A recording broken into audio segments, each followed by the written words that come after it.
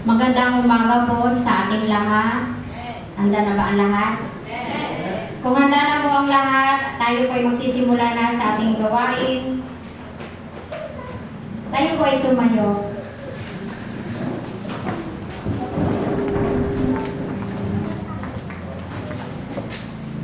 At kung may banal po kayong kasulatan, ay makipagbukas po kayo sa awit 113 verse 1 hanggang 4. Awit 113 verse 1 hanggang 4. Kung inyo na pong natagpuan ay sundan nyo na lang po.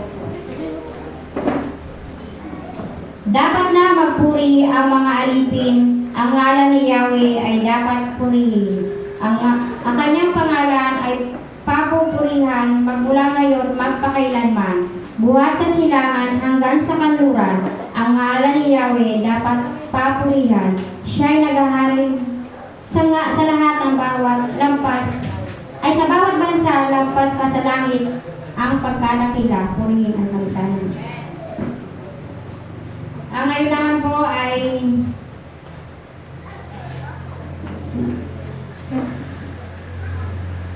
ngayon na po ay tinatawagan ko si Sister Lucy para sa opening prayer.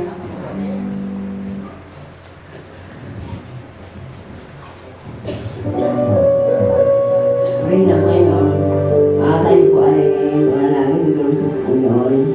Ating pasimula. Hallelujah, purihin ka Panginoon sa umaga ito. Kami Panginoon ay muli ay nagpapasalamat sa oras na ito. Kami ay dinako dito. Natunayan Panginoon na kami ay tagumpay sa bursang linggo. Purihin ka Panginoon. Lord, sa umaga ito kami ay lumalapit sa iyo sa biyaya na iyong trono o Diyos na nagpapakumbaba, humihingi ng kapatawaran.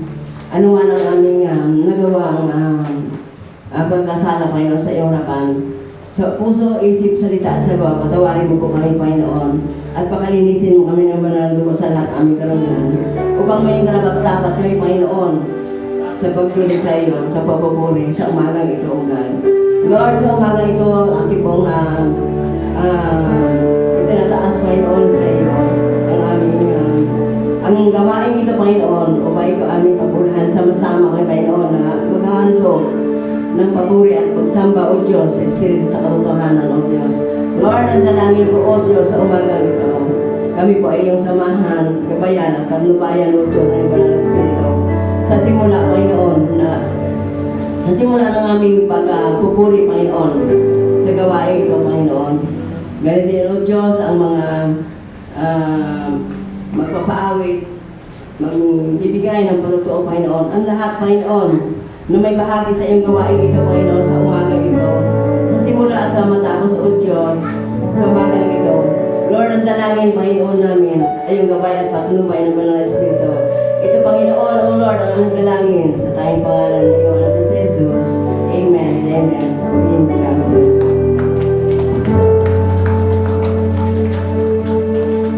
Ngayon naman po ay handa na po ba tayo para sa pag-aawitan para sa ating Panginoon. Kung handa na po ay tinatawagan ko po si Rose.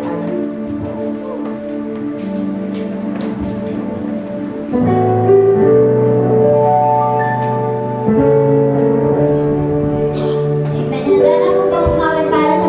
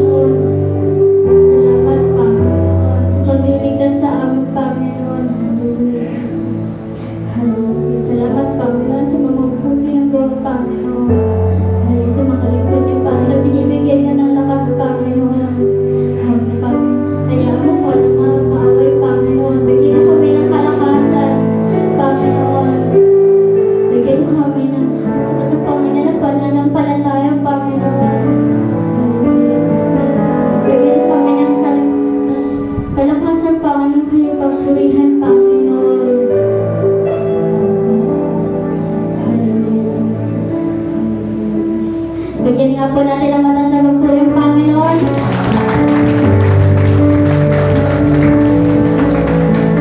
Salamat sa Panginoon, pinibigay natin sa pasan.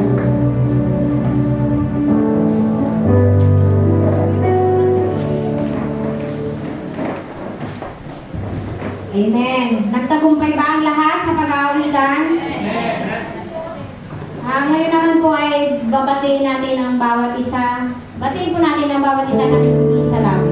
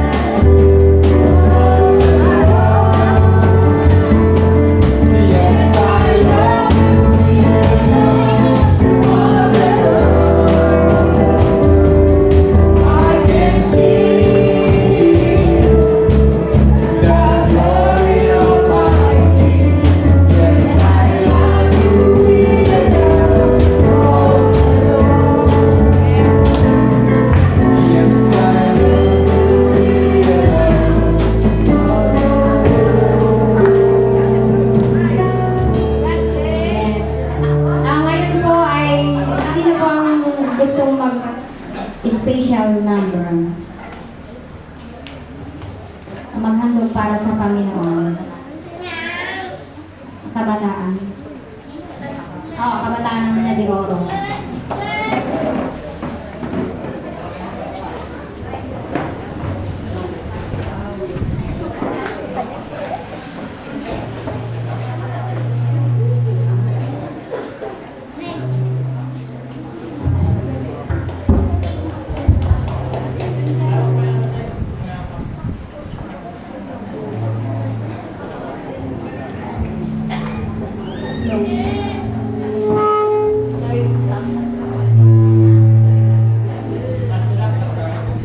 Ayan, magandang mapagpalang umaga po sa ating lahat at lalong po sa ating Panginoon.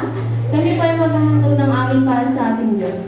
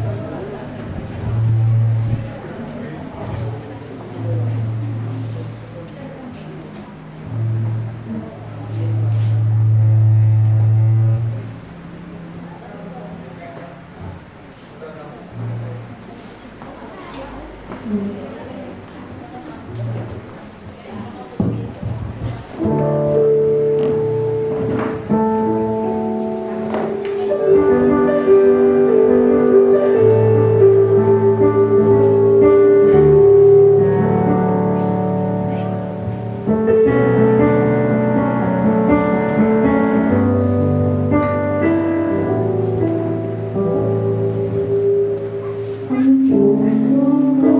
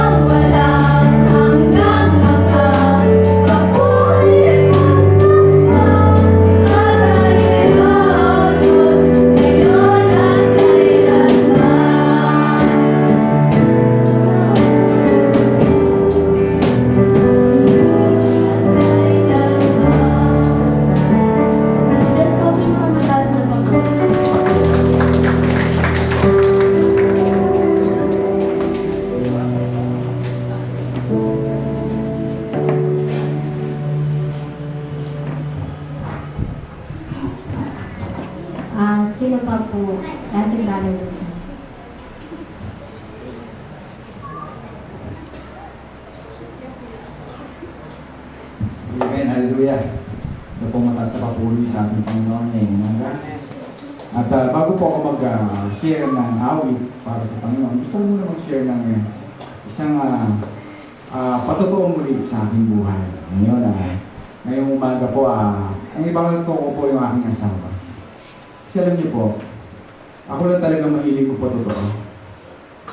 Ngayon, ang nangyari po, yung anak ko sumunod na nagpapatotoo. Ngayon, yung misis ko, hindi po siya mahilig magpatotoo. Lagi po sinasabi sa kanya, magpatotoo ba naman? Hindi yung ginagawa sa'yo ko. Sabi niya, hindi ko talaga ugaling magpatotoo. Pero dapat kailangan sabihin natin kung ano yung nangyayari sa atin. Kasi po, minsan, nung nakaraan, napag-usapan namin yung sweldo niya. Kasi halos isang buwan at kalahati na siya. Sabi ko, Sir, halimbawa yung sweldo mo ay ang binigay sa'yo ng amo mo is 1 month lang. Paano yung 15 days? Yung 14 days pa. Sabi niya sa akin, anong gagawin ko kung hindi bigay 14 days? Hindi na naman ako magagawa. Sabi ko, buti kung isang araw lang yun. 2 araw, pwede mo nang ilibre yun. Sabi ko, magreklamo ka. Sabi niya, wala pa nga yung sweldo, magreklamo ka. Sabi hindi ko sinasabi magreklamo ka ngayon. Kundi magreklamo ka, kung halimbawa mangyari mo kasi sinasabi ko sa'yo, magreklamo ka pag ginawa niya na. Tapos, kinabukasan, dapat ipapadala niya na yung bibigyan niya yung sweldo. Kasi katapusan na. Sabi kasi end of the month ang sweldo. Luniyasan pa siya ng amo niya. Umalis, tapos 2 araw bago bumalik. Ngayon si Rachel, lagi siyang kalmado na gano'n. Ako laging mainit. Ngayon, doon sa oras na yun, kami ng hindi magandang pagkakaunawaan. Sabi ko sa kanya, matulog na tayo parehas kasi hindi na tayo magkakaunawaan. Ayoko na rin makipag-usap sa iyo kasi ayaw mo rin magsalita ko ano yung dapat mong sabihin. Sabi sa akin, hindi, sa makatawid na tulong na kami. Ngayon, alam niyo po kung ano nangyari. Dumating po yung panahon na ibibigay sa kanya yung sweldo niya. Pero dapat sinasabi sa kanya, hindi ko mga kasama niya, huwag ka na magtrabaho para malaman nila na kailangan mo na ng sweldo. Sabi ko, baka masama nga talaga ugali niya eh. Alam mo ba, pinakita ng Panginoon, mas masama pa yung ugali niya. Kasi inusgahan ko agad yung amo niya na hindi ko pa alam kung ano yung gagawin ng Panginoon. Ngayon, tinatawag siya, trabaho pa rin siya, mabait pa rin siya. Kinumagahan, tinatawag siya ng babae, sabi niya nun. Tinatawag na siya ng lalaki, sabi ng babae, may pinapagawa pa ako. Ngayon, binola-bola niya. Yung palang senyas na, ang senyalis na ikaw ay okay dun sa amo mo pag nandun ka sa Saudi. Pinapatid-patid ka, pa-appear sa'yo. Kasi binola niya, sabi niya, ma'am, bagay sa inyo damit mo. Pa-appear pa rin. Pero pag ako, hindi ko nasasabihin niyo kasi hindi mo ko pinapasweldo. Di ba? Pero alam niyo kung bakit. Doon, pinakita ng Panginoon kung anong meron doon sa asawa ko na wala sa akin. Kasi sabi niya sa akin, Joy, alam mo pinakita sa akin ng Panginoon, binigay sa akin ng amo ko yung sweldo ko ng umaga. May labis pang isang araw. 1 month and 15 days. Ngayon, sabi niya sa akin, huwag mo kasing pamunahan yung oras ng Panginoon. Dapat laging sundin ko ano yung oras na. Kasi yun ang tama. Alam niyo po kung bakit kung minsan tayo nagkakamali. Kasi kung minsan, lagi natin pinapangunahan ng Panginoon. Akala natin tayong laging tama. Tapos kung minsan, pag meron tayong naranasan na hindi ka aya-aya na nakita natin sa ating kapatiran, sa ating pastor, sabihin na, hindi na akong church. Ayoko na. Pero hindi kung ano yung totoo. Hindi naman tayo kailangan ng Panginoon. Kasi pwede niyang gawin yung mga bato-utusan niya para purihin siya. Alam niyo po kung pinaka-main tayo ang nangangailangan sa Panginoon. Pero kung bakit napaka-generous niya, kahit tayo yung nangangailangan, siya pa rin yung lumapit. Siya pa rin yung nagbigay ng anak niya para tayo magkameron ng buhay ng mga. Gaano katigas ang ulo ng tao? Kaya sabi ko, Lord, maraming salamat Panginoon. Dahil sabi ko, ito yung time na para matutunan natin kung ano yung dapat natin gawin. Hindi porke nagkameron lang tayo ng hindi magandang pinakita sa ating kapatid, mga kahit pasto, ay dadamay na natin ang Diyos. Kaya sabi ko nga, Panginoon, dun sa mga panahon na pinadaan mo ko sa maraming pagsubok, halos may 1 taon po. Tinatanong ko nga si Pastor, Pastor, ba't ano nangyari sa akin? Sabi ni Pastor Joel, ginagawa ko naman yung tama. Ginagawa ko naman yung gusto ko. Sabi ni Pastor Joel, hindi ko nga alam ito eh. Pero isa lang ang alam ko sa Diyos. May papahawakan siya yung gawain ng Panginoon na mas malaking gawain. Kasi hinahanda ka. Sabi ko po, Pastor, huwag mo na sana ngayon. Kasi sabi ko, kailangan pa kita. Pero alam mo bakit minsan tatampuhin ako kay Pastor? Kasi hindi niya na ako dinadalaw, hindi niya na ako pinupuntahan masyado. Nagkakape ako ng mag-isa. Pero ang pinakita sa akin ng Panginoon, hindi ka dapat magtampo. Alam mo kung bakit? Pwede ka nang bitawin mag-isa. Sabi ko, Lord, maraming salamat. Maraming salamat sa tiwala mo. Alam mo kung bakit dito pumunta si Pastor? Kasi may limitin din na siyang iba na kailangan niyang ihalap. Kaya sabi ko, napakapalad ng mga kapatid na laging pinupuntahan ni Pastor. Amen. Alam niyo kung bakit? Mahal kayo ng Panginoon. Amen. Kaya yung kanta ko po ay parang tanong sa sarili ko simula pa noon. Pero sinagot ng Panginoon na kung kailan ko ibibigay yung pinaka-the best ko sa kanya. Pero sabi ko nga, Panginoon, hindi ko man maibigay, pero kayo yung nagpuno ng lahat ng kakulangan niyo. Kaya sa Diyos po ang mapunin ng mga.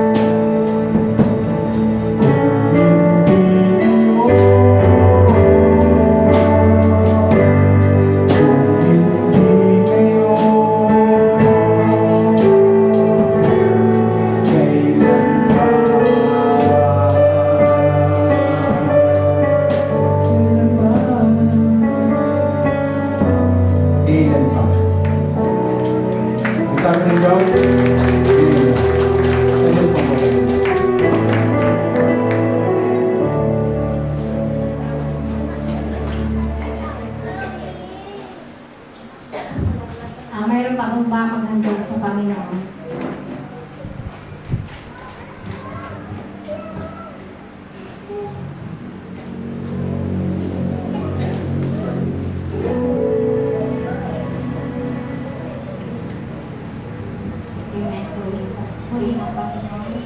Tunay na ang Panginoon sa bawat sitwasyon ng ating buhay ay palaging magbubulong. Kaya lahat ng papuri pagsambahan ay sa Panginoon. Ang aking punong awit ay para sa Panginoon ay walang hanggang sasambahan.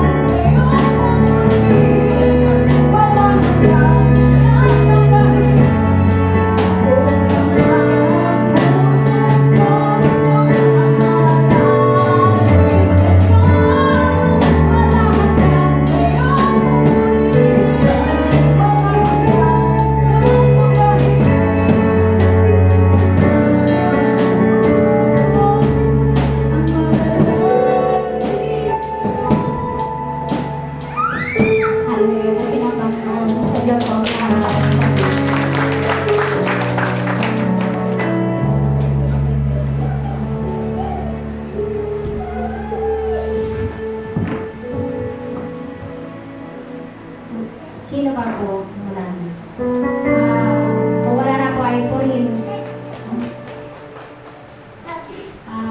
Dadako naman po tayo sa testimony or magpatotoo. Sino po ang gustong magpatotoo para sa ating Panginoon?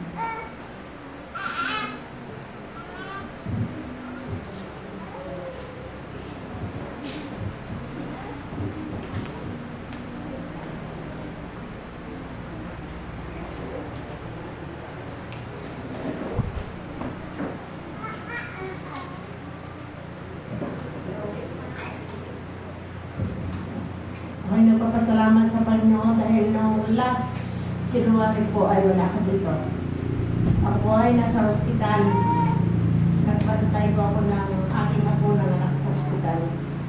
At medyo umaantok-antok pa. Pero nagpapasalamat ako sa Panginoon dahil pinag-pray ko talaga yung aking apo.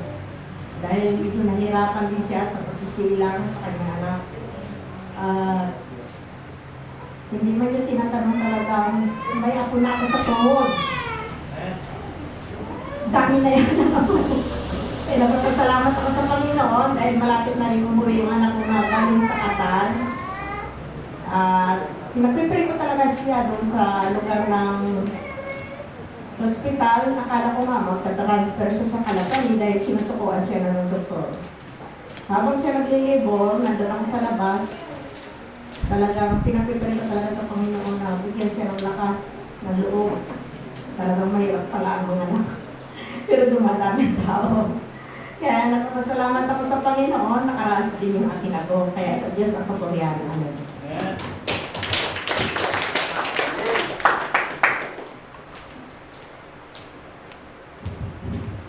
Purihin po ang buhay ni Sister Winnie.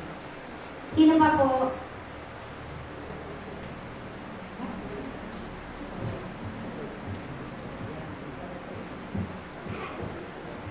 Kung wala na po ay dadako tayo sa yung may kaarawan or anniversary.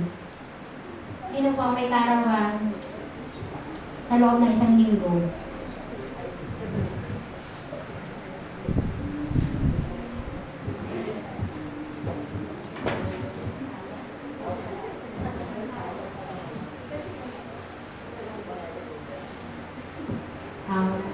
Batiin po natin siya. Tatahan po.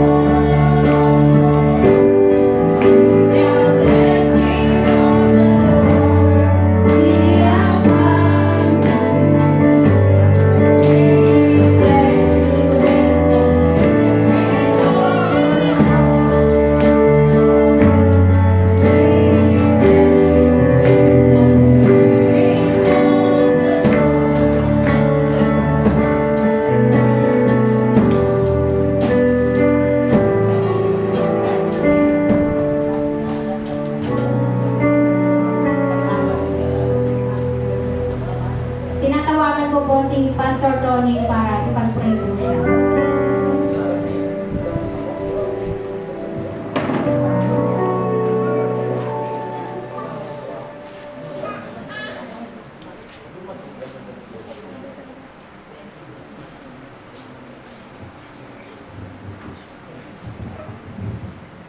Silubot tumayo po tayong lahat at ituon po natin ating mga kamay sa Kanya.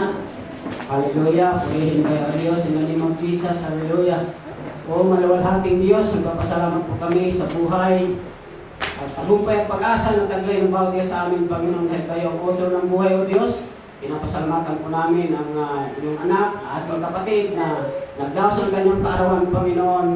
Balik dalayan po, Panginoon, patuloy po siyang samahan, gabayan, habang siya'y lumalaki at magkaroon siya ng matibay at matatag na pananampalataya sa inyong Panginoon habang siya'y patuloy na nakikinig at nagpupuli at dumadakila sa iyong pangalan, Panginoon. So, salamat po. Naway, pagkaroon po ninyo ang kanyang mga pangailangan, kanyang pag-aaral ng Diyos, kakalimutan po ninyo sa inyo. Ganun din ang kanyang mga magulang, Panginoon, patuloy po ninyo pagpalain. Salamat po, Diyos. At patuloy na maranasan ang kanyang mabuong sambahayan, ang iyong mga kabutihan at kadakilaan. Sa pagkandang ito, pinapasalamat namin sa pangalan niyo sa aming kapagligtas. Amen at amen.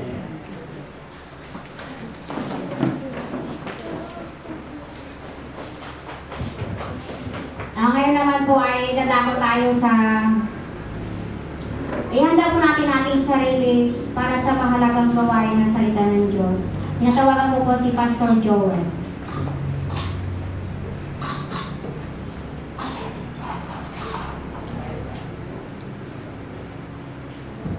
Purihin po ang Diyos. Salamat sa Panginoon at binabati natin ng mapagpalang araw ang bawat isa at lahat ng mga dinala at dinako ng Diyos sa lugar na ito upang gawin ang araw ng papurit pagsamba para sa kanyang pangalan.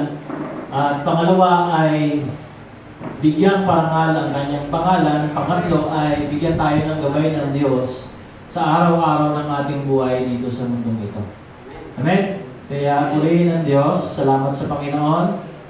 Batiin natin ang bawat isa ng maligayang araw at pinagpalang araw. Sige po.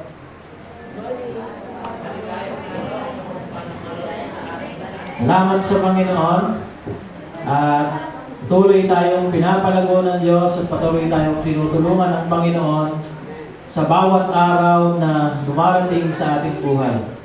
Ngayon ng Panginoon, tayo muna ay yumuko at manalangin. Ama, sa pangalan ng Panginoong Hesus, tulungan niyo po ang bawat isa at patuloy na bigyan ng karanasan tungkol sa nais ninyong gawin sa aming buhay. Kayo po ang patuloy na makilala namin at patuloy na makita namin sa aming buhay upang sa ganoon ay patuloy kaming magtagumpay sa mundong ito. Purihin kayo, dakilain kayo sa pangalan ng Panginoong Hesus. Amen. Salamat sa Panginoon. Noong nakaraang araw o nakaraang linggo ay tayo ay nag-aral ng kanyang mga salita. Hanggang 2 bahagi na binabanggit ko sa inyo ang ating napag-aralan. Amen. At ang pangatlo ay pag-aralan natin ngayon. No? Ang ating pag-aaralan ay buhat sa sulat ni Juan sa chapter 11. No? Buhat sa sulat ni Juan sa chapter 11 o sa sulat ni John sa chapter 11. At ang kwento ay mag-uumpisa sa 3 magkakapatid at sa Panginoong Hesus bilang kaibigan niya itong mga kapatid na ito. No? Itong magkakapatid na ito. At purihin ng Panginoon. Ngayong umaga marami tayong pinagdadaanan sa buhay. Marami tayong mga hinaharap sa buhay. Ngunit isang alam ko, ang pwedeng mangyari sa atin ay nalalaman ng Panginoon. Amen? Kaya salamat sa Diyos. At nandito tayo ngayon para tayo ay mag-aral ng kanyang salita upang makita natin yung gabay na dapat nating mahakbangan sa araw-araw na ibinibigay sa atin ng Diyos na buhay. Amen? Dito sa chapter 11 ng John ay sabi ko sa inyo kanina, kung ating uumpisahan yung kanyang sinulat, sabi dyan sa verse 1, may isang taong nagngangalang Lazaro na nagkasakit. Nakatira siya sa Betania kasama ang mga kapatid niyang sina Maria at Marta. No? Kaya nga sabi ko sa inyo kanina, 3 magkakapatid no, na minamahal at kaibigan ng Panginoong Hesus. Tuloy natin ang ating pagbabasa. Si Maria ang nagbuhos ng pabango sa paa ng Panginoon at pagkatapos ay pinunasan iyon ng kanyang buhok dahil may sakit si Lazaro. Nagpasabi kay Jesus ang magkakapatid, Panginoon, ang minamahal ninyong kaibigan ay may sakit. Ang una po natin pwedeng makita dito na pwede nating maintindihan doon sa 3 lesson na ating pag-aaralan, kasi ang lesson po nating pag-aaralan ay yung pagiging maturity ng isang Kristiyano o ang pagiging paglago o pagkakaroon ng paglago natin bilang isang mananampalataya. Na makikita natin dito, ang una ay yung verse 3. Basahin po natin yung verse 3 ulit. Sabi diyan, nagpasabi kay Jesus ang magkapatid, Panginoon, ang minamahal ninyong kaibigan ay may sakit. Kung mapapansin po natin yung verse 3, na pwede nating may apply sa buhay natin bilang mga malagong Kristiyano, ay number 1, God's loves must be highlighted, not our love. Kumbaga, sa ating bilang isang mananampalataya, palaging na-highlight o laging mas mataas yung pagkilala natin sa pagmamahal sa atin ng Panginoon. Kasi yung pagmamahal natin para sa Kanya. Minsan, habang tumatagal tayo bilang isang mananampalataya, ang madalas na ating sinasabi, ang tagal ko nang naglilingkod sa Panginoon. Ang tagal ko nang pinagbuti sa Panginoon ang aking paglilingkod. Kaya madalas, mula doon sa kaisipan na yon ay marami tayong nakukuhang pagbagsak. Na kapag meron tayong prayer ay hindi tinutugon ng Panginoon, ay doon na nag-uumpisa yung ating paghihina. Na minsan ay hindi na natin kaya pang pagbigyan ng Panginoon sa kanyang imbitasyon sa atin. Bakit? Sa tagal ng ating paglilingkod, ang nakikita na natin ay yung ating nagawa sa Kanya. Katulad dito, kung mapapansin natin yung sinulat ni John, sinabi diyan, nagpasabi kay Jesus ang silang magkapatid, o nagpasabi kay Jesus ang magkapatid, Panginoon, ang minamahal ninyong kaibigan ay may sakit. Mapapansin ninyo, kung papaano elaborate, ipinakita o sinabi ng manunulat o mismo ng mga magkapatid kung paano silang nagpasabi sa Panginoong Yesus na itong kanyang kaibigan, itong kanyang minamahal na kaibigan. Hindi sinabi mo doon, ang inyo pong kaibigang tunay na nagmamahal sa inyo ay may sakit. Yun po ba ang sinabi?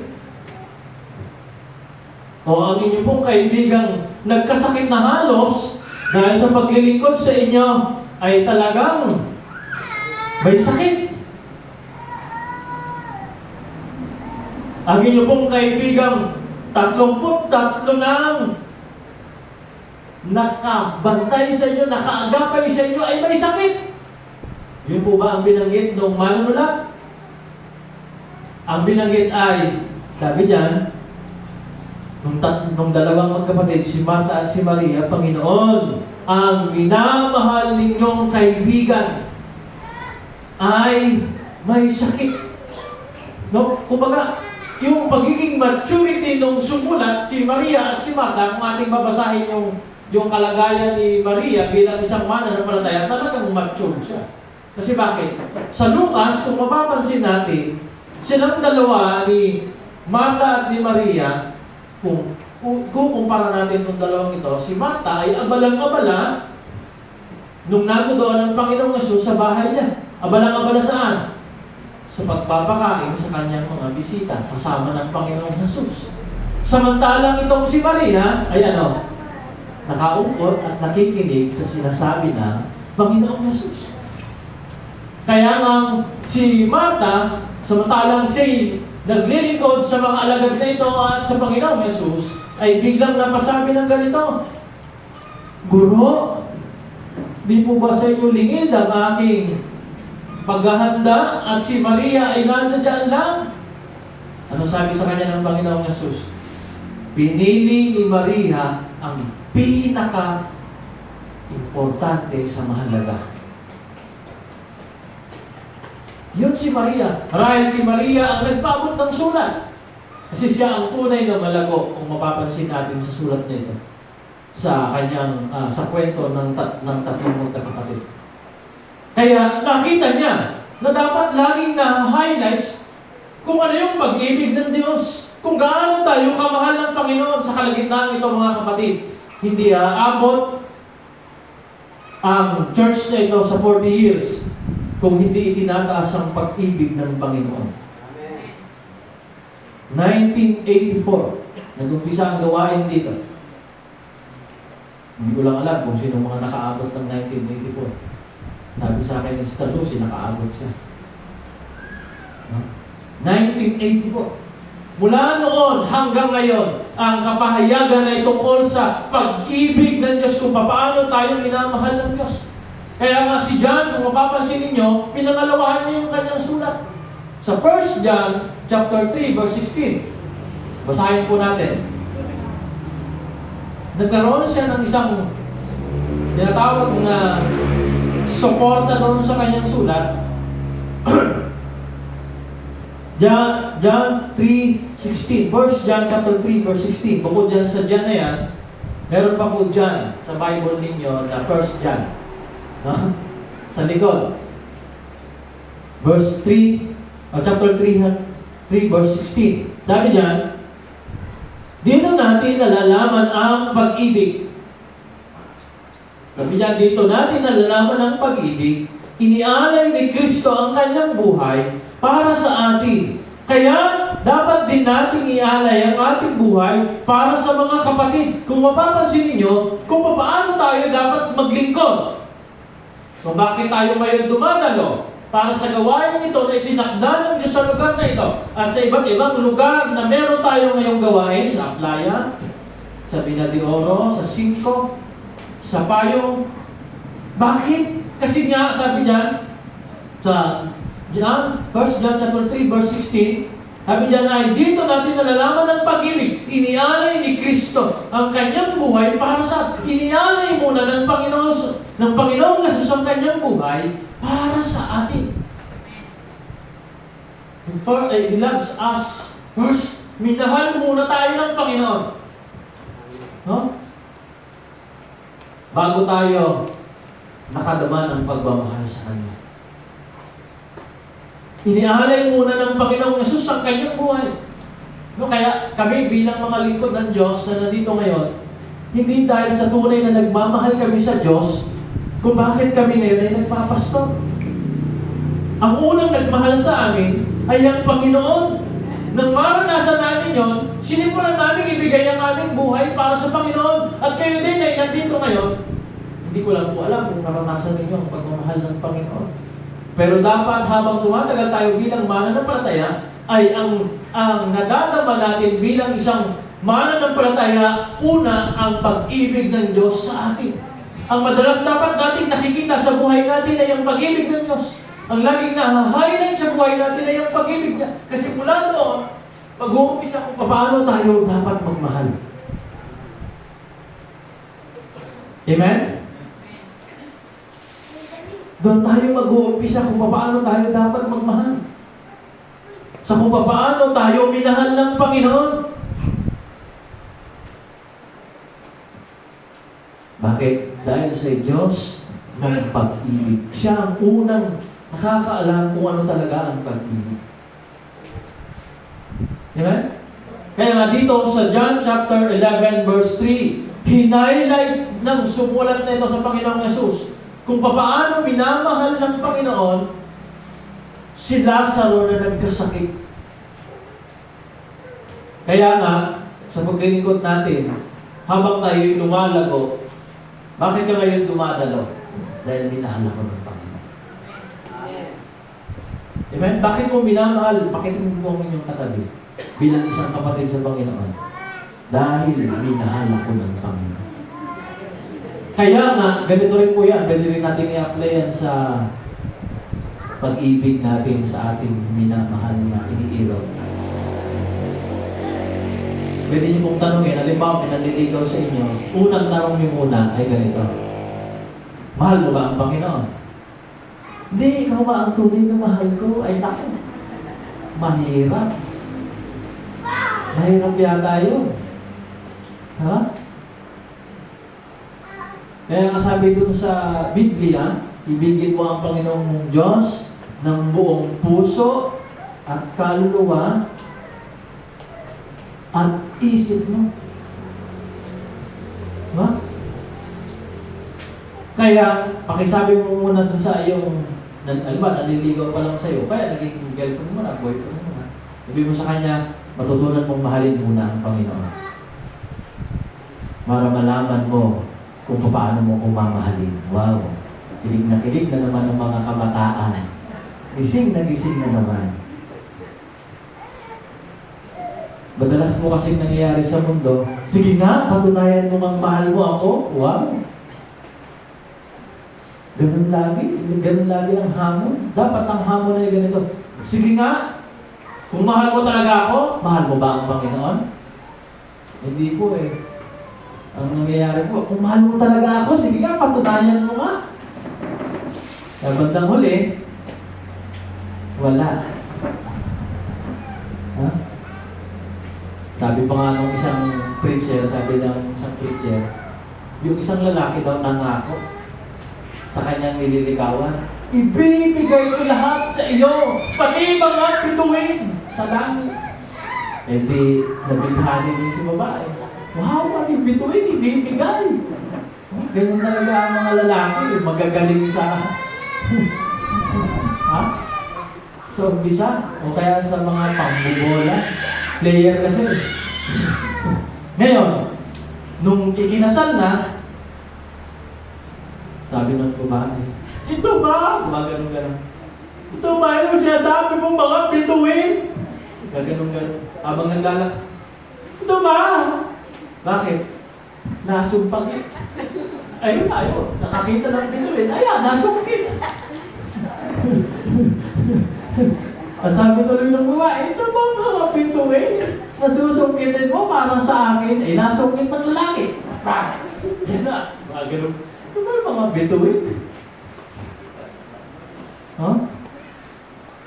Kaya, tanungin niyo muna po, ano bang bituin ang susungkitin mo? Baka ulo mo, baka magkaroon ng bituin. No? Diba? Turo-turo sa langit, mga bituin na yan, susungkitin ko para sa'yo. Yung mag-asawa na, eto na. No? Kaya, lesson number 1, kinakailangan laging highlighted ng pag-ibig ng Diyos. Kahit sa isang pamilya, ang laging highlight ay yung pag-ibig ng Diyos. Amen? Kahit sa ministeryo, kahit sa isang church, kahit sa hanap buhay, kailangan yung pagmamahal ng Panginoon, yung pagmamalasakit ng Diyos, ang laging na-highlight. Yung pag-ibig mo sa kapwa, kung bakit ka nagmamahal sa kapwa, kasi nga, litaw na litaw sa iyo, at naiintindihan mo, naunawaan mo kung paano ka minahal ng Panginoon. Nalala ko ang Pastor Masaredo, may mga nagsilayasan sa kanyang mga kasama ng mga pastor, dahil ayaw ang pamamalakad ng Pastor Masaredo, yung pinakang founder ko natin, na ngayon ay nasa Panginoon na. Hindi nagsilayas. Siyempre, may mga natira na mga talagang kapanali. Ngayon, kung nagsilayas, hindi pala kaya bumabalik. Sabi ng mga nag-stay, Pastor, mababalikin pa ba natin yan? Mga pasaway yan. Sabi naman ng pastor, kung tayo inunawa ng Panginoon, din sila din, unawain din natin. Amen? Di ba? Pare-parehas po tayong inuunawa ng Diyos. Hindi lang po ako umuunawa sa iyo, pati sa inyo, pati ako po inuunawa ng Panginoon. Kaya hindi dapat nating pagmalaki ang ating sarili na tayo lang ang umuunawa. Tayo din ay inuunawa ng Panginoon. Tayo din ay minamahal ng Diyos. Amen? Tayo din ay inibig ng Diyos. Unang nagmahal sa atin ay ang Panginoon. Kaya nga, kung gusto natin na maging maayos yung ating takbo, yung takbo ng buhay natin, sa pamilya natin, we must, kailangan matutunan natin, number 1, kung paano tayo minamahal. Kailangan maintindihan natin, maunawaan, pakisabi sa iyong katabi. Sabi sa iyong katabi, sige, handaan po. Kapatid, una muna, dapat maintindihan mo kung paano ka minahal ng Diyos. Amen? Kapag naiintindihan po natin yon, doon din po mag-uumpisa kung paano po natin tratuhin ang ating kapwa. Amen? Kaya ngayong nasa mundo, hindi nila alam kung paano tratuhin ng ibang tao kasi hindi nila alam na dapat kilalanin muna kung paano magmahal ng Panginoon o kung paano tayo minahal ng Panginoon. Amen? Anong nangyayari? Katulad na sinasabi ko sa inyo noong nakaraang linggo. Kung bakit hindi natin makita kung paano nagmamahal ng Panginoon. Kung paano siya tunay na nagmamahal sa atin. Na pagmumulan natin kung paano tayo magmahal din. Kasi sabi ko sa inyo nung nakaraan, anong ginagawa ng kaaway? Anong ginagawa? Anong sinasabi sa atin madalas? See yourself. Sa mag-asawa, kung bakit hindi nagkakasundo, ganyan ka naman, nakakatawa sa akin.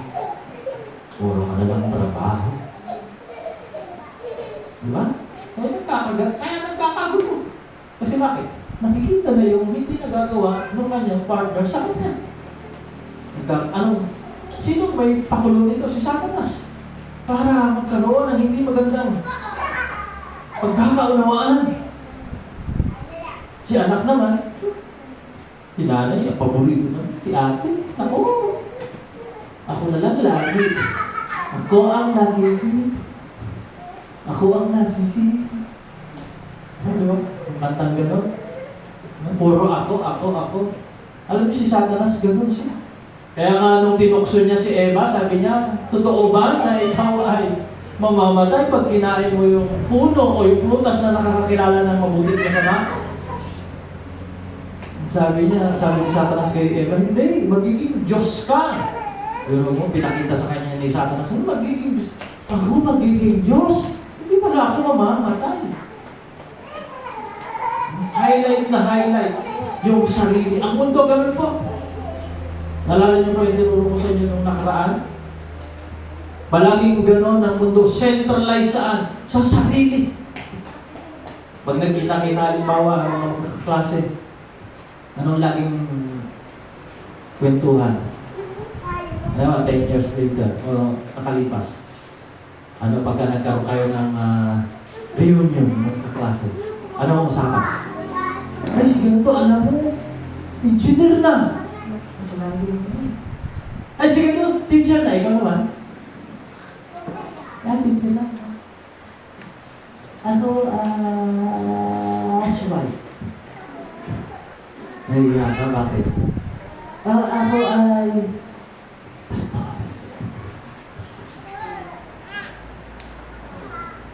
Diba?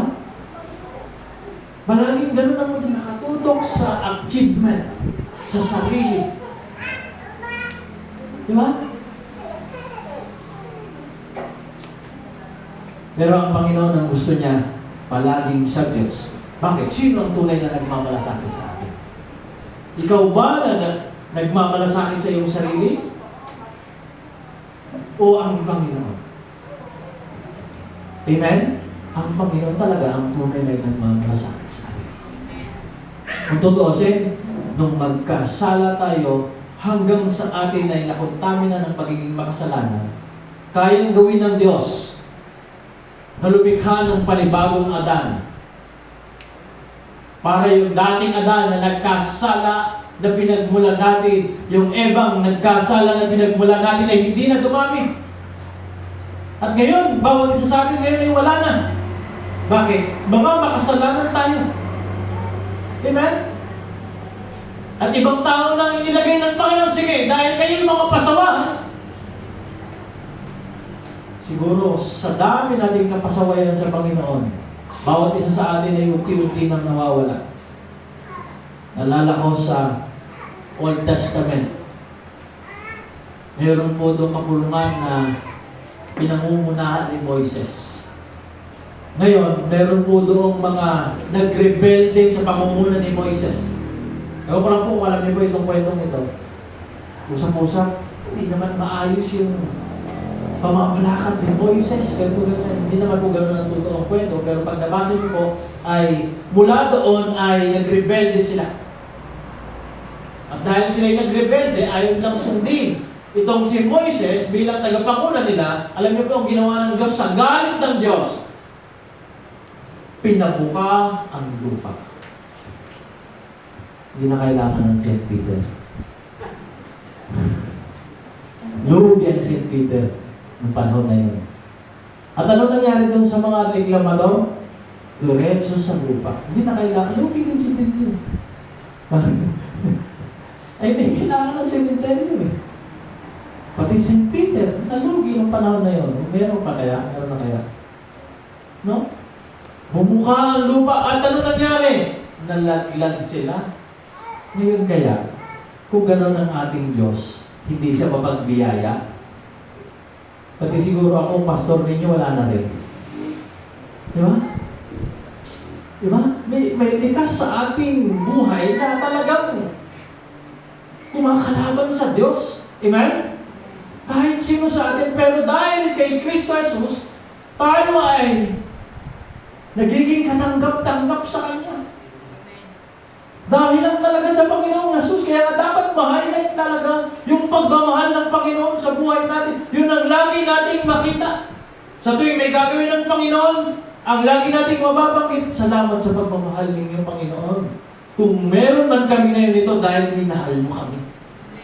Kahit pagising natin sa umaga, kung meron man tayong buhay ngayon, at kita-kita tayo ngayon sa church na ito, dinala tayo ng Diyos dahil yan sa pag-ibig ng Diyos sa atin. Amen? Dahil yan sa pagmamahal ng Panginoon sa atin. Kung meron man tayo ngayong tinatamasang oxygen na pinagkukunan natin ng paghinga, yan ay dahil sa pag-ibig ng Diyos. Magkano po ang oxygen sa ospital? Kung may hika ka, yung isang tangke, magkano? Para lang ikaw ay malunasan ng iyong hirap sa paghinga. Magkano po? Sino mo nakakaalam sa inyo? Tansyahin natin, magkano? Yung isang tangke ng oxygen para makahinga. Sino po sa inyo naka-experience na makagamit mo? Magkano po? Magpalagay natin ang 1.5. 1.5? Ilang araw yon bago maubos? Isang araw. Isang araw, 1.5? Ang dami nating utang.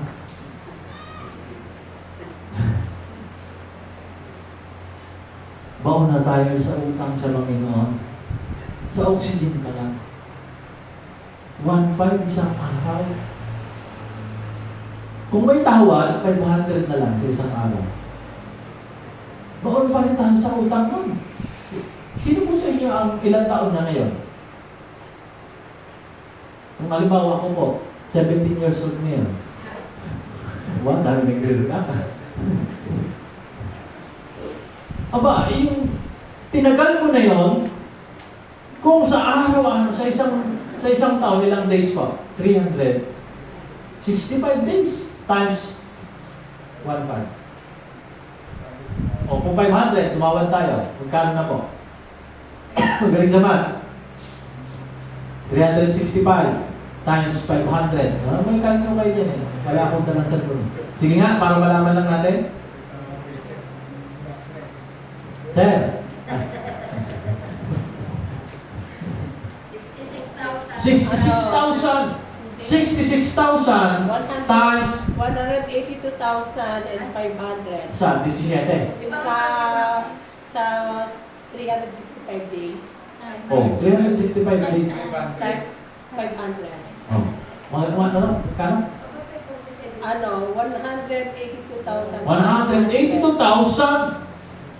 Kano po ang sahod natin sa isang araw? Ha? Minimum.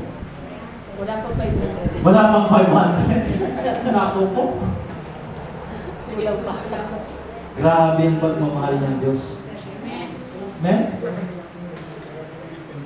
Grabe talaga. Sa 500, tinawaran natin. 100. Naku po. Eh, kung kaya nakikita mo sa loob ng isang taon, sa times mo sa 300, kulang yun. Plus pinatutubo pa ng Panginoon ng tinanim mo. Bigat yung palay, yung uulamin mo, kukuha ka sa dagat. Magkano kilo nun? Kung bibilin mo sa Panginoon. Diba? Yung kagandahan mo at kagapuhan mo ngayon, pag nagpa-bake-belo ka, kano rin yun? Diba? Pag nagpa-ayos ka ng buhok kay Brother P, magkano rin? Ang dami ng pagmamalasakit at pag-ibig sa atin ng Panginoon. Amen? Napakapalad tayo. Amen? Kung sa mapalad sa mapalad tayo. Kaya yung alas 11 na, 2 hours natin sa Panginoon. Wow! Na ibinigay ngayong linggong ito, hindi sapat yun. Amen? Sa pag-ibig na ibinigay sa atin ng subukan niyo po, sabihin sa Diyos, hindi ko kailangan yung oxygen niyo, Lord. Kaya kong mabuhay, kahit wala yung oxygen niyo. Sige, hawakan niyo po yung ilong niyo. Sino po ang pinakamatagal? na hindi gagamit ng oxygen para kahit paano mabawasan yung utang natin sa Panginoon. Kung tutusin nga, hindi nga utang na ibinigay sa atin ng Panginoon yun. Libre. Nakakagamit ka sa lahat ng lugar. Di ba lang sa ilalim ng dagat. Amen? Punta ka sa ibang bansa, gamit mo oxygen. Hindi mo na kailangan ng visa para, kailangan magkaroon ka ng visa dito sa Korea para magamit yung oxygen ng Diyos. Hindi na. Number one is, kailangan ma-highlight sa buhay natin. Makita natin kung paano tayo, highlighted sa atin kung paano tayo minahal ng Diyos. At doon pa lang sa oxygen, kitang-kita na. Kaya kapag ikaw ay nadighay at biglang nahikap habang nakikinig niya, taas mo kamay mo, Lord, salamat. At napahikap ako dahil nakakaantok siya.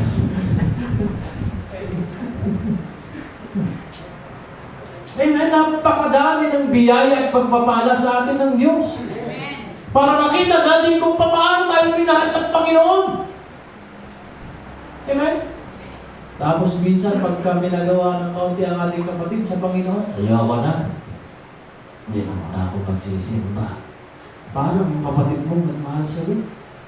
At parang ang kapatid mo nagbigay sa iyo ng oxygen. Hindi. Ang Panginoon. Sabi nga sa Acts, kung tutuusin, hindi siya nangangailangan ng kahit ano sa atin.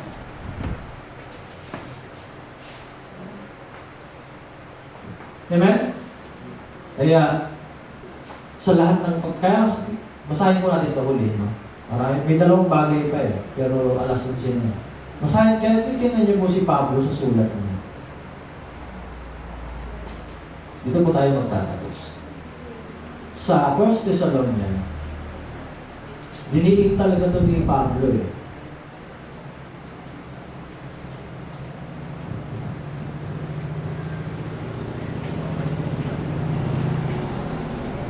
5:16.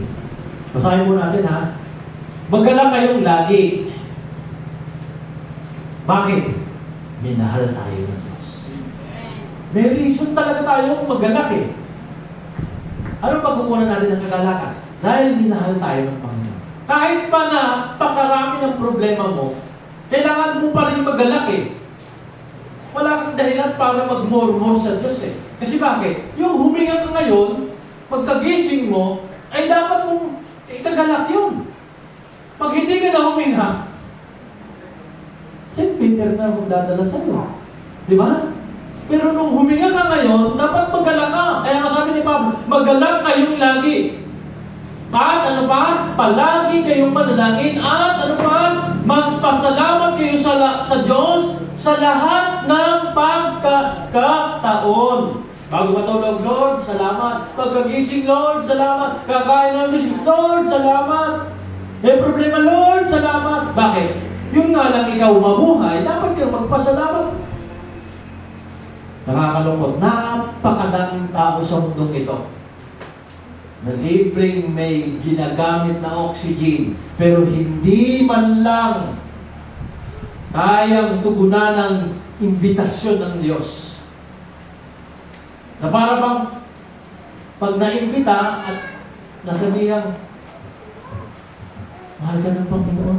Alam ko na yan, oo. Takal na. Pagkatok mo pa lang sa bahay, ay, tao po, mahal. Oo. Oo pa. O talaga, parang hindi ko naman alam . Diba? Wala, kakalungkot. Hindi lang sa atin, kundi sa maraming tao.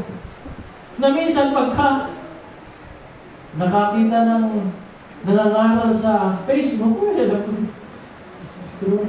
Pero pag nakakita ng nakakita ng makakakilig, tigil muna. Heart.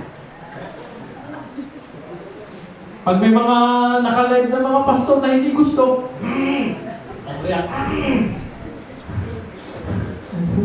Galit ang reaction. Pero pag kami nag-school na, mahal ka ng Diyos. Pakiret naman ng konti. Ayaw naman. Tinatawa naman. Huh? Diba? I-share mo naman itong verse na to. Oo. Ang dami na nakalagay sa ulo ko. Pero pagka viral na kung ano-ano lang, ako, siya, ang ganda dito. Diba? Pag si Mito yan nagpapatawa, tawang-tawa. Pag si Dolphy nagpapatawa, tawang-tawa. Diba?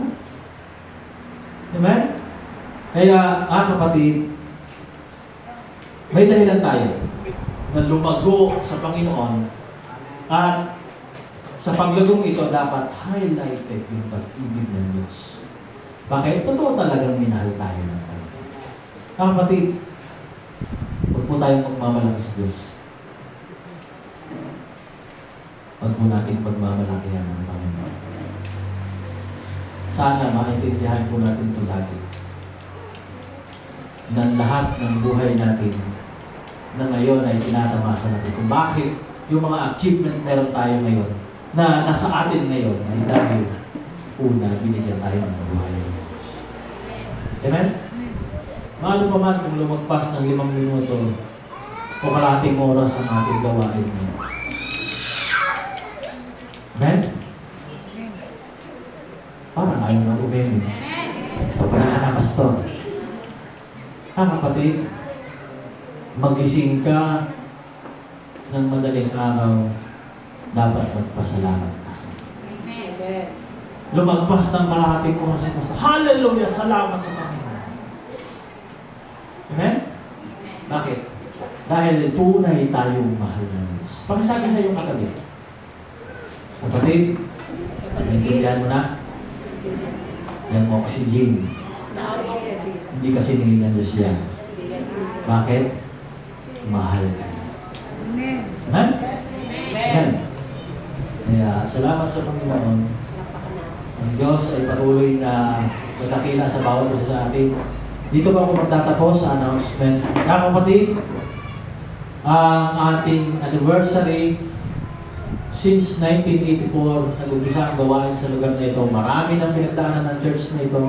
Hindi ko alam sa inyo kung sino ang nanggaling doon sa umpisang yun at alam ang kwentong ito. Pero isa lang alam ko, sinamahan tayo ng Diyos. Kaya February 10 ay si-celebrate natin itong anniversary ito ng sama-sama. Makigalak po tayo na tayo ay talagang sinamahan ng Diyos, nagtagumpay, at hindi natin alam kung hanggang saan tayo makakarating. Ngunit, ang alam natin, ang Diyos ang kasama natin at tumutulong sa atin. Amen? At kung meron man po tayong kakayanan na gawin para tayo ay makaambag sa gagawin natin selebrasyon ito, sa maliit o malaking halaga, o kahit ano pa man yan, na alam natin pwedeng makatulong para sa anniversary ito, ay dalhin po natin, ibigay po natin sa treasurer, o kung kinds man yan, ay dalhin po dito upang ating maganap. Marami po tayong bisita, darating po ang ating mga kapatid sa Victoria, Maghan, sa Pinamalayan para makilahok sa gawain ito. Ang gawain po ito ay gaganapin ng 8 a.m. Hindi po 8 p.m. 8 a.m. No? Kaya, kung kayo po ay nalilate minsan gumising, isipin na lang po natin pag tayo nagising ng maaga ay, Lord, salamat sa oxygen. Binigay niyo ko ng oxygen. Kaya nagising ako ng maaga ngayon sa celebration namin para sa gawain. Amen? Amen? At nag-imbita po tayo ng ating mga kasama sa lugar nito dati. Imbitahan po natin sila para makilahok. At hindi lang po yun, kung loobin po ng Panginoon ay magkaroon tayo ng Revival Wednesday. Dito sa church na ito, Wednesday, ang umpisa po ng gawain ay 6:30, Wednesday and Huwebes po.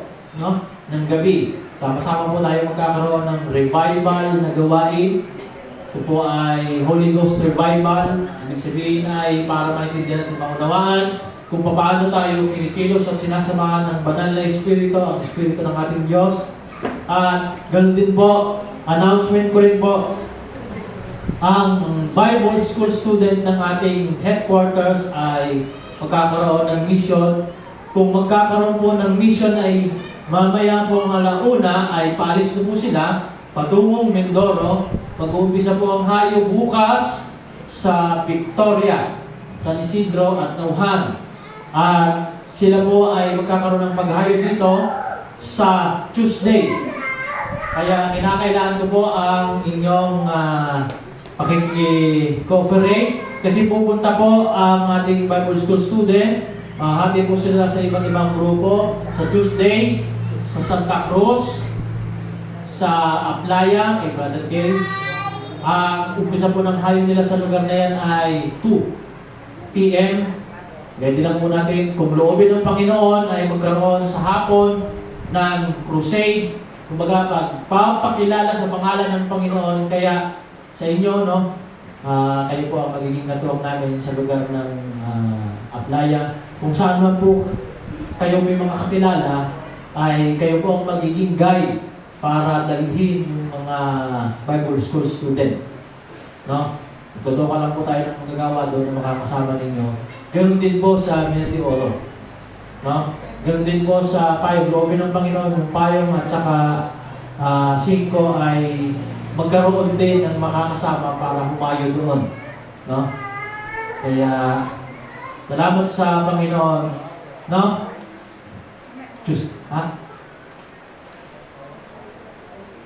Sa t-shirt po, bahala na po si Pastor Marie Chris para maningil sa inyo. Sa Martes po ay nandito na po yun, dala-dala na po nila. 70 pieces po ang in-order natin para doon sa mga nagpalista. Ang halaga po ay 200 pesos. Okay? Suotin po natin yan sa anniversary. At dagdag pa po, sa Tuesday, dahil darating po ang ating bisita, baka meron po kayong mga puso na gulay o kaya liyog, panggata, langka, dalhin po natin dito, papaya, at kung ano pa man. Huwag lang po plato. Para sila naman po ay kahit papano ay mabawas-bawasan sa kanilang gagastusin pagpunta dito. Kung may bigas kayong kayang dalhin, ay dalhin po natin. No? Kahit isang gatang. Okay lang po yun, makakatulong po yun para sa kanila. Dahil dito po sila mag-almusal, tanghalian, hapunan. Kung pupunta po sila sa inyo ay may merienda kung mayroon lahat ng merienda. No? Ngayon, marahil po kung magsasabay ang 5 at Aplaya. No? Para sandaling madalaw ang 5. Hindi naman tayo makapaghayo sa kanila dahil marami daw pinupuntahan ng mga tao. Pero palagay ko kahit alas 5, alas 4, makakahayo doon. Ayos na, no? Kahit hindi makapaggawain, basta ayan, sa Aplaya ng gawain, ay okay. Okay po ba tayo doon, no? Ready si Brother Chris sa naganda. At pag-pray po natin ang Aplaya, no? Tayo ay makaipon na ng pagpagawa ng pagdadausan ng gawain doon para sila ay meron ng simpleng church na pagdadausan sa lugar na yun. Loobin ng Panginoon, kung tayo magdadaos doon para sila hindi masyadong hirap punta dito, ay pagdadausan mo natin yung ating magagawang bahay-sambahan sa lugar na yan ng Sunday ng hapon. No? Karoon tayo ng pagtitipon sa lugar na yun. Kung sa mga may sumama, okay. No? Para maging kabahagi sa lugar na yan. At sa Minati Oro, ay unti-unti ay nakakabayad na tayo doon sa lugar para magkaroon din tayo ng pagdausan doon. Dahil napakarami na nila ay pagdaos tayo ng linggo rin doon. Ng loobin ng Panginoon. At ang problemahin pa natin, kung may lupa na tayo, ay itatayo. Kaya manalangin po tayo sa pananampalataya natin na itutubo ng Panginoon. Amen? At handaan po natin ang layunin ng pagtatayo ng balisambahan sa lugar na yan ay hindi para makilala tayo. Hindi, para yung bawat nandoon Makita nila kung papaano tayo minahal at sila din ay minamahal ng Panginoon. Mula doon ay mapagkunan nila ng halimbawa at hakbang kung papaano talaga mabuhay sa mundong ito nang nagtatagumpay. Kaya talaga natin magtagumpay kung pinagmumulan natin ng pag-ibig at pag-uunawaan ay galing sa Father na ibigay ng Panginoon. Amen? At yung mga bagay na makakasira sa buhay natin, makikilala natin at maiintindihan natin kung paano dapat iwalayan o iwasan ng isin yung mga ganong sitwasyon. Amen? Malinaw po ba? Malinaw na po ba? May tanong pa po ba tayo? Ha? May tanong pa po ba tayo? Wala na? Salamat sa mga nandito ngayon, sa mga taga Mina de Oro, taga Aplaya, taga Pulusahe, taga Kaligtasan, taga Payong, taga Bulalakaw, taga Sagana, meron pa ba? Ha? Mayaman. Taga Bayangan, taga Bintalan. Ayan, sa Bulalakaw, Sister Lizelle nandito. No?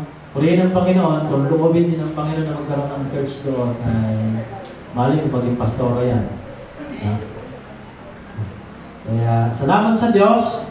Tayo ay patuloy na manalangin. Kapatid, tuloy natin ang ganitong pagtitipon upang sa ganoon ay makita natin kung paano kumikilos ang Panginoon sa buhay natin. Kaya ang tema natin ngayong taon, Go, Believe, and Experience. Kailangan maranasan natin kung paano gumawa at kumilos ang Diyos sa buhay natin.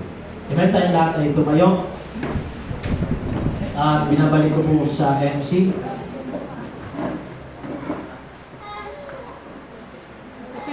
Nga pala. Wala ko ang ating Santa Cena. Sige po, tatawag ko si Brother Butchoy. Bago tayo mag-closing prayer, magbalik sa MC. At si Pastor Tony, tayo ay gaganap ng mag-aalala sa muling pagkabuhay ng Panginoong Yesus.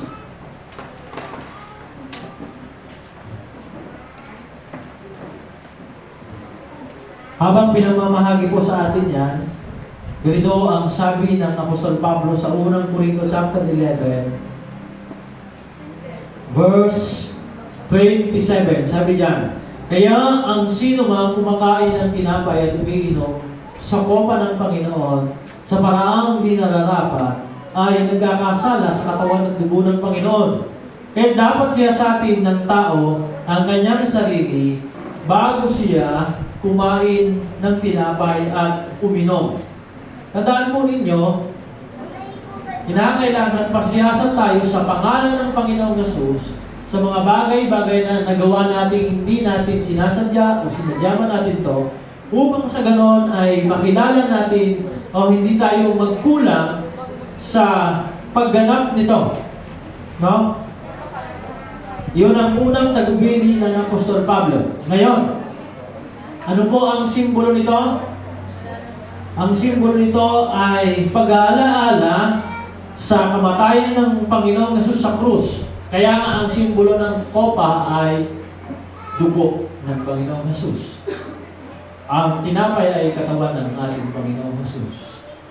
Na tayo ay tinubos at yung kobenante natin sa Diyos at sa ating bilang makasalanan ay pinagtitibay. Amen? Hintayin lang po natin yan. At habang hinihintay po natin yan, tayo ay yung hindi pa po nakakatanggap, yung nakatanggap na ay kumikit.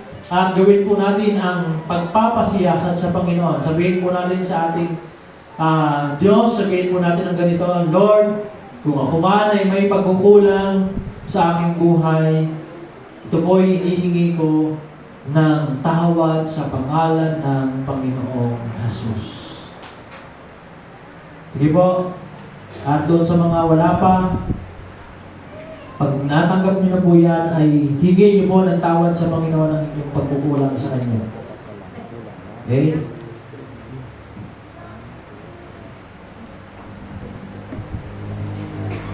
Okay na po ba lahat?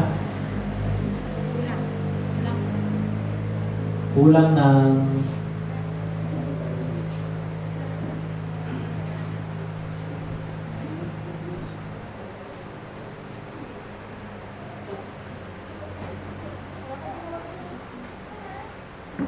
Ano po ang kulang? Yung juice? Ha? Kulang yung juice? Wala na? Okay. Sige po. Sa unang Korinto chapter 11, verse 23, sabi niya, ilan po ang kulang?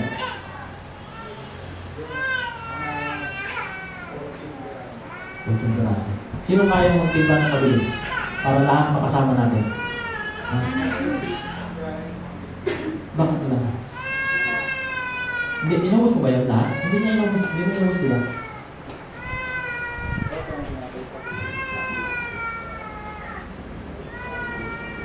Ubos pa rin. Okay, doon po sa mga walang juice, tinapay na lang po. Okay, tayo muna ay sandaling manahimik at humingi tayo ng tawad sa Panginoon sa ating pagkukulang. Hallelujah. Ama, sa pangalan ng Panginoong Yesus, tulungan niyo po kami at sagot niyo po kami linisin ng inyong Espiritu upang sa ganoon maging karapat-dapat kami sa pangalan ng Panginoong Yesus sa pagganap ng ng pag-aalala sa inyong muling pag-abuhay at sa inyong kamatayan, Panginoon. Salamat po, puligid na tinay sa pangalan ng Panginoong Yesus. Amen. Sapagkat ito ang turo na tinanggap ko mula sa Panginoon at ibinigay ko naman sa inyo. Noong gabing siya'y pagkanulo, ang Panginoong Yesus ay dumampot ng tinapay. Nagpasalamat at pinarasuperaso ito at sinabi, ito ang katawan na inihandog para sa inyo. Gawin ninyo ito bilang pag-aalala sa akin. Kanin po natin ang tinapay.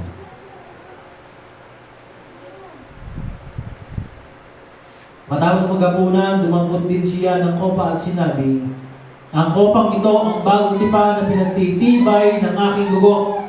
Tuwing inumin niyo ito, gawin niyo ito bilang pag-aalala sa akin. Inumin po natin ang sana.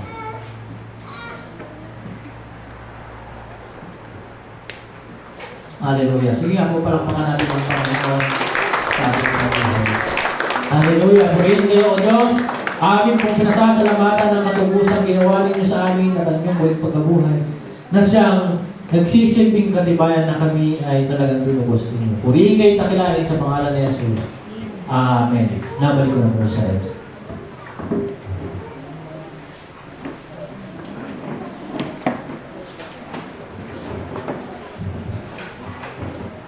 Ngayon po ay dadako tayo sa pagbibigay.